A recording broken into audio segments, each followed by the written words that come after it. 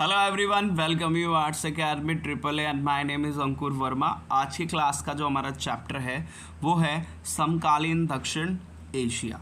इसी के साथ साथ जो हमारा टॉपिक आज हम स्टार्ट कर रहे हैं वो है नेपाल में राजतंत्र और लोकतंत्र। तो आज हम डिस्कस करेंगे नेपाल के बारे में। और दक्षिण एशिया की अगर हम बात करें तो इसमें हमने कई सारी कंट्रीज़ के बारे में पढ़ लिया। फॉर द एग्ज़ाम्पल जैसे कि बात करें तो सबसे पहले हमने पाकिस्तान के ऊपर बात किया, फिर पाकिस्तान के बाद बांग्लादेश के ऊपर बात की, बांग्लादेश के बाद अब हमारा जो नेक्स्ट कंट्री निकल के आती है वो कौन सी है बेटा? नेपाल। टॉपिक को एक बार समझते हैं। नेपाल में राजतंत्र की बात कर रहे हैं। राजतंत्र किसे कहते हैं? जहाँ राजा का शासन होता है उसको हम क्या कहते हैं?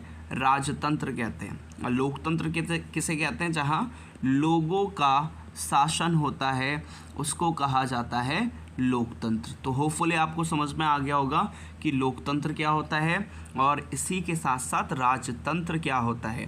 तो नेपाल में पहले हम बात करेंगे राजतंत्र की, और फिर उसके बाद राजतंत्र के बाद वहाँ पर क्या आ गया भाई? लोकतंत्र आ गया। उसके ऊपर हम बात करेंगे। तो इसी का मेन सब टॉपिक निकल के आता है आधुनिक नेपाल।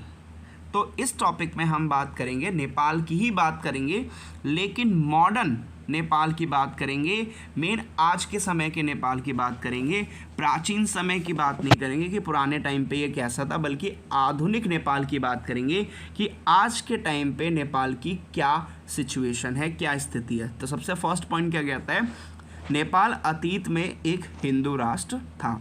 तो ये क्या बता रहा है? ये बता रहा है कि जो नेपाल था अतीत में, अतीत मतलब कि प्राचीन या पुराने समय में नेपाल कैसा राष्ट्र था? एक हिंदू राष्ट्र था। मतलब कि मोस्ट ऑफ द पीपल जो वहाँ पे रहते थे वो सारे के सारे कौन से थे? हिंदू थे। इसलिए नेपाल को अतीत में क्या कहा गया? मेन हिंदू राष्ट्र कहा गया, क्योंकि वहाँ पे जो सबसे ज़्यादा लोग रहते थे वो कौन से थे? हिंदू थे। लेकिन अब धीरे धीरे वहाँ पे बुद्धिस्ट भी आ गए और अदर रिलीजन के भी लोग आ गए।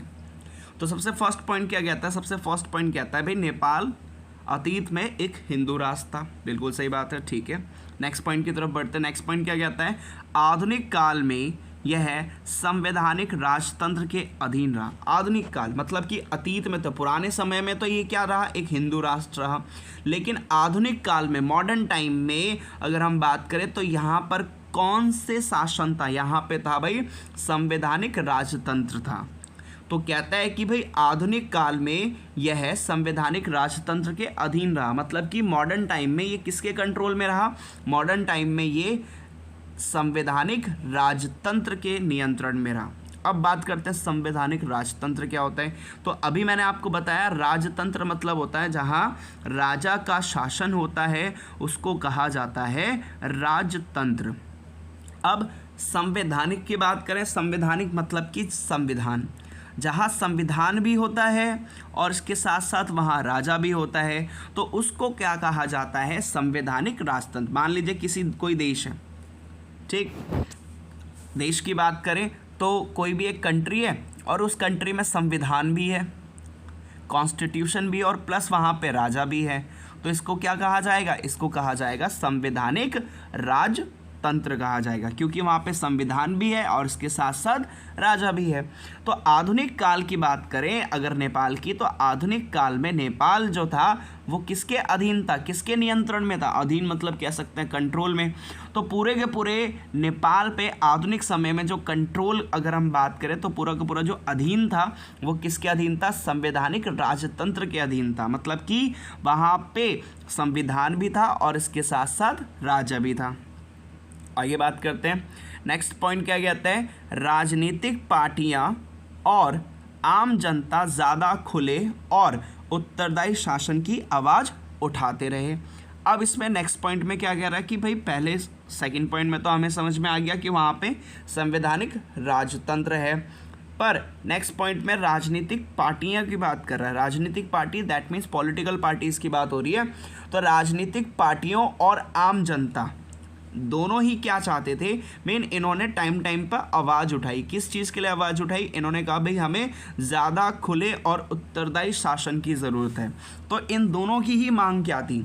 तो मेन राजनीतिक पार्टियों की बात करें और जनता की बात करें तो इन दोनों की मांग थी कि हमें उत्तरदायी शासक चाहिए या शासन व्यवस्था चाहिए, कि ऐसी व्यवस्था हो जहाँ पे जो हमारा शासक हो या शासन करने वाला हो वो कैसा होना चाहिए, उत्तरदायी होना चाहिए, रिस्पॉन्सिबल होना चाहिए, कि कोई भी हमारे यहाँ पे परेशानी आ रही है, दिक्कत आ रही है तो वो उसके लिए हमेशा तैयार रहे, रिस्पॉन्सिव करे, रिस्पॉन्स करे। इस तरीके की ये क्या चाहते थे, शासन चाहते थे, उत्तरदायी शासन चाहते थे। कौन चाहते थे, एक तो राजनीतिक पार्टियां और दूसरी आम जनता, ये दोनों ही क्या चाहते थे, ज़्यादा खुले और उत्तरदायी शासन चाहते थे, मतलब कि ज़्यादा अच्छे से शासन किया जा सके और ज़्यादा खुले, दैट मीन्स कि इसमें और भी पार्टियां आ सकें। ठीक है, ये नहीं कि सारा का सारा कंट्रोल किसी एक के हाथ में हो, ऐसा नहीं, बल्कि ज़्यादा फ्रीडम होनी चाहिए पॉलिटिकली और इसके साथ साथ मेन रिस्पॉन्सिव होना चाहिए जो उस टाइम का रूलर है या शासक करने वाला व्यक्ति या शासन है।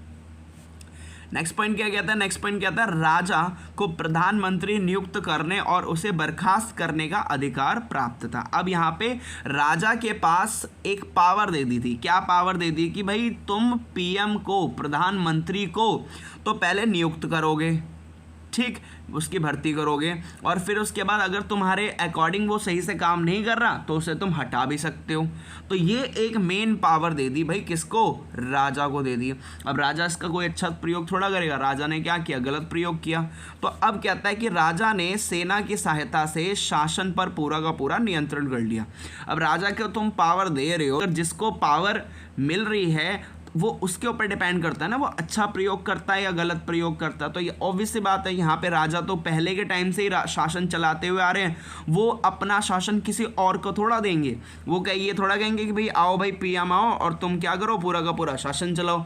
तो जब फिर क्या हुआ, यहीं पे राजा को पावर भी दे दी तुमने कि भाई तुम क्या कर सकते हो, तुम एक तो प्रधानमंत्री को नियुक्त भी कर सकते हो और उसे बर्खास्त भी कर दोगे। तो राजा ने क्या किया, राजा ने सेना की सहायता ली और उसके साथ साथ पूरे के पूरे शासन पे अपना नियंत्रण जमा लिया। अगला क्या कहता है, नेक्स्ट पॉइंट कहता है फिर क्या हुआ, लोगों ने फिर से आंदोलन करना शुरू कर दिया। और लोगों की डिमांड क्या थी, लोगों की डिमांड थी भाई लोकतंत्र डिमांड थी। तो इसी के चलते लोकतंत्र को समर्थन करने वाले क्या शुरू हो गए, आंदोलन करना शुरू हो गए, लोगों के द्वारा आंदोलन शुरू हो गए। इसके बाद अगला कहता है राजा ने 1990 में नए लोकतांत्रिक संविधान की मांग को मान लिया। अब क्या हुआ, इतने बड़े पैमाने पर जब लोगों ने आंदोलन करना शुरू किया तो राजा को ऑब्वियसली बात है बात माननी पड़ेगी। तो राजा ने क्या किया भाई, 1990 में नए लोकतांत्रिक संविधान की मांग को मान लिया कि अब पूरी की पूरी कंट्री कैसे बनेगी, लोकतांत्रिक बनेगी। और यहाँ पे जो शासन व्यवस्था चलाई जाएगी वो किसके अनुसार चलाई जाएगी, संविधान के अनुसार चली जाएगी। तो एक बार फिर से देख लेते हैं क्या कहता है। सबसे फर्स्ट पॉइंट क्या कहता है, सबसे फर्स्ट पॉइंट ये कहता है कि अतीत में नेपाल जो था वो एक हिंदू राष्ट्र था। इसके बाद कहता है आधुनिक काल की बात करें, आज के समय की बात करें तो आधुनिक काल में मेन क्या था, संवैधानिक राजतंत्र था, मतलब कि वहाँ पे संविधान भी था और राजा भी था। अगला कहता है वहाँ की राजनीतिक पार्टियाँ और आम जनता बहुत ज़्यादा किस चीज़ की मांग कर रही थी, ये एक तो खुले और इसके साथ ज़्यादा उत्तरदायी शासन की डिमांड कर रहे थे। अब यहाँ पे राजा के पास एक पावर थी, वो क्या थी कि वो प्रधानमंत्री को नियुक्त भी कर सकता है और नियुक्त करेगा और इसके साथ साथ उसके बर्खास्त, उसके हटाने की भी पावर किसके पास थी, राजा के पास। तो राजा ने क्या किया, अपनी सेना की सहायता ली और शासन पर पूरा का पूरा नियंत्रण कर लिया। अब लोगों ने उसके अगेंस्ट में आंदोलन कर दिया। अब आंदोलन करने के बाद मेन राजा को बात माननी पड़ गई क्योंकि आंदोलन ज़्यादा बड़े पैमाने पे चल रहा था। तो 1990 में अब राजा ने क्या बात माननी कि भाई अब यहाँ पे लोकतांत्रिक संविधान होगा। तो जो लोकतांत्रिक संविधान की मांग थी उसको राजा ने 1990 में मान लिया। होपफुली आपको समझ में आया होगा। Thank you.